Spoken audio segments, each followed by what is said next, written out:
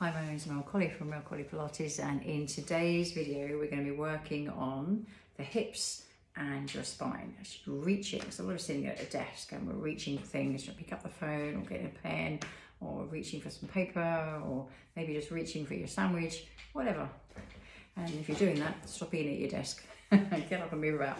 Anyway, enough of that. So you're going to see if you can pick up one foot and put it across to your opposite leg like that. Can you do that? And if you find that really hard, put your foot back down, take that foot across to the other foot and just lift the foot. So your toes will be on the floor, but the sole of your foot is resting on the inside edge of that foot. If I go back a little bit, you'll be able to see what I mean. It'll be like that. Okay, so this knee drops out. Your toes are on the floor. Otherwise, I'll bring myself back. Your foot can come across onto your hip like that. So either position is good. So you're going to start to use this arm to reach forward and then come back. Reach forward and then come back. This can hold onto your foot or can hold onto your chair.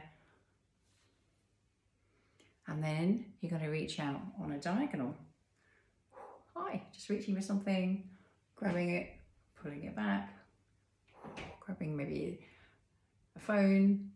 I'm thinking a bottle of wine then for some reason. I don't know, you would have that in the office and then go to the other corner. Don't think so. Unless it's someone's birthday. And even then, probably just reaching for a piece of cake. I'll have a piece of cake, thank you very much. And then we're going to stay with this leg as it is, and you're going to change arms. So reaching forward and bringing it back.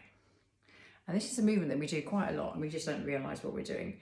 And you can sometimes find that when you're doing this movement without realising what you're doing, trying to reach for something, it's just a normal, trying to pick something up. We can sometimes reach from too much with the head or the neck, or reaching from your lower back too much, and you just find it can get a little bit tight and painful. So on that diagonal reaching, so you're trying to open up your hip space here, and then going to the other diagonal.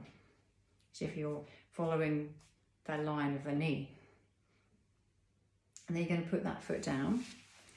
Oh, that's nice. And then you're going to change sides. So same with the other foot, as if it's if you can't get this foot up, because one hip's usually tighter than the other, so the foot goes on the floor. So the sole of your foot is resting on the inside of the other leg. Or if you can bring this leg up, then go for it. And we're just going to reach forwards and backwards.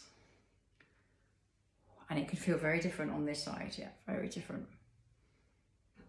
It's a nice, easy move, yeah? I'm not doing too much here. And then go to the corner. But there's a lot going on in your hips, where your femur sits inside your pelvis, and also in the abdominal muscles, the lengthening, going into your back, going into the back of the neck. Relax your jaw, and then go over to the other corner.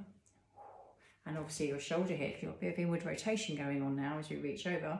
So some of the pec muscles, but also working on the rear deltoid, going into the oblique, rhomboids, lats, and trapezius is the word I'm looking for.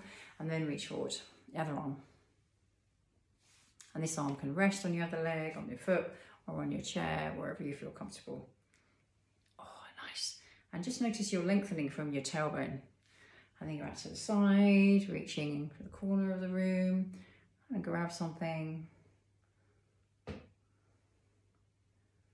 And then reaching over, so you're following the line of your toes. Oh, lovely. So you feel lengthening from that shoulder. And how does that feel on this side? You're taking your shoulder up to your ear. Can you feel lengthening from the lower part of your shoulder blade? Oh. And then come back and put that foot down. So let your knees roll out and let your knees roll in. Knees roll out. And as your knees roll out, roll onto the outside edges of your feet. And as the knees come back, your feet are flat. So come back to your feet and your knees being the same, and just let your feet stay on the floor and lift and lower your toes. If you've got your shoes on, you might take your shoes off. Can you lift and lower your toes to your toes, into your toes, and you're just folding where your toes meet your feet. As if they're a piece of paper, you're folding that piece of paper. Can you imagine that? Just folding. And you can notice which toe lifts more than the others. So if it's your big toe, Probably is lifting more than the others. Can you allow all of your toes to notice the quietest toe that doesn't lift as much? It's probably your little toe. So can you let all of your toes lift the same as your little toe? So they all lift in a quiet way, as if they're just listening to the underdog. And I think, oh, he's quite wise, this underdog. But let's listen to him or her and see if we can match that movement. So then you start to pick up on the signal of the smallest, maybe the outside edge of the little toe, and everything else follows. So your big toe doesn't become the one that becomes more dominant. So we start to strengthen a different part of your foot. And then let your feet relax. So bring your attention back to your sit bones if you're sitting at the front of your chair, and just allow the sit bones to roll forwards and backwards, as if they're little wheels in the bottom of your pelvis, the base of your pelvis, little wheels rolling forwards and backwards. And just checking, like you would in a car, check what your tracking's like. Your forwards of your sit bones and backwards of your sit bones. What's the tracking like in your car? Maybe you notice one sit bone more than the other, one wheel moves more than the other. And then find what feels like the middle. Find what feels like the middle.